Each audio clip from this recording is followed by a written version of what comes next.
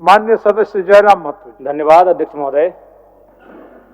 शिक्षा के लिए लगभग 12% का बजट प्रावधान किया गया है, जो कि सराहनीय है। लेकिन अध्यक्ष महोदय, मेरा मानना है कि चाहे बजट 12% हो या 24% हो, इतना बड़ा बजट के बाद भी अगर इस राज्य के सरकारी पदाधिकारी, इस राज्य के माननीय विधायक, सांसद अपने बच्चों को सरकारी विद्यालयों में पढ़ाने में अगर सक्षम है, तो मेरे हिसाब से शिक्षा बजट का कोई औचित्य नहीं। अध्यक्ष महोदय, आज से लगभग 10 साल पहले इलाहाबाद हाईकोर्ट ने मंगलवार के दिन एक बहुत बड़ा फैसला सुनाया था। कोर्ट ने कहा था कि यूपी के सभी जनप्रतिनिधियों, सरकारी अफसरों, कर्मचारियों और जजों को अपने बच्चों को सरकारी प्राइमरी स्कूलों में पढ़ाना होगा। ऐसा ही कुछ प्रावधान अगर झारखंड में किया जाए अध्यक्ष महोदय, तो संभवतः इस बजट की सार्थकता भी होगी और संभवतः शिक्षा के क्षेत्र में क्रांतिकारी बदलाव देखने को मिलेगा। अध्यक्ष महोदय, मैं एक आपके माध्यम से सरकार को एक मामला संज्ञान में देना चाहता हूं। स्कूली शिक्षा एवं साक्षरता विभाग, इसमें 5 इकाई होती है अध्यक्ष महोदय। प्राथमिक निदेशालय, माध्यमिक निदेशालय, जेईपीसी, जैक और जेसीआरटी।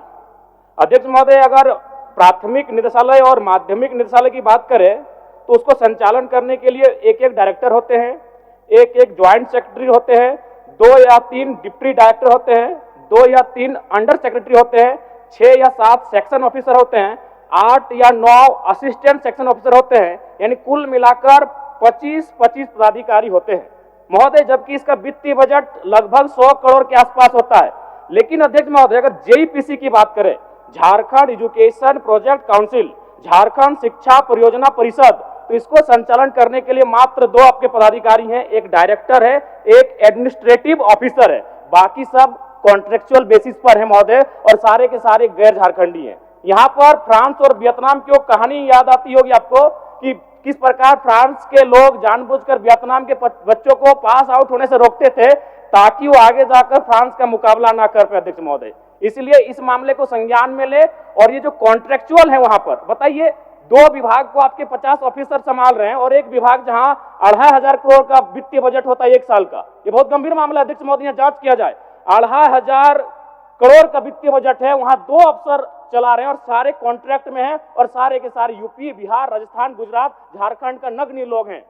तो ये झारखंड राज्य बनने का कोई औचित्य भी नहीं दिखता है अध्यक्ष महोदय। आरटीई, राइट टू एजुकेशन, जो 2009 में आया था, इसका प्रावधान ये था कि जो प्राइवेट सेक्टर होंगे वहां 25% उन बच्चों का एडमिशन लिया जाएगा जो निर्धन परिवार से आते हैं। लेकिन मेरा मानना है, आप जांच कर लें, इसका अनुपालन नहीं किया जा रहा था। सरकार को मैं संज्ञान देना चाहूंगा कि आरटी एक्ट जो 2009 में आया है, और चूंकि ये एक्ट भी महागठबंधन की सरकार में आया है केंद्र में, तो जाहिर सी बात है मैं चाहूंगा कड़ाई से इस एक्ट का अनुपालन कराया जाए ताकि गरीब बच्चे लाभान्वित हो सके।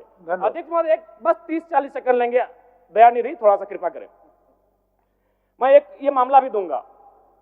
पूर्व की सरकार और वर्तमान की सरकार, जो मेरे आंखों ने देखा, बदला क्या बदला अध्यक्ष महोदय? कपड़ों का रंग बदला और स्कूल की दीवारों का रंग बदला। थोड़ा सा संज्ञान में लीजिएगा।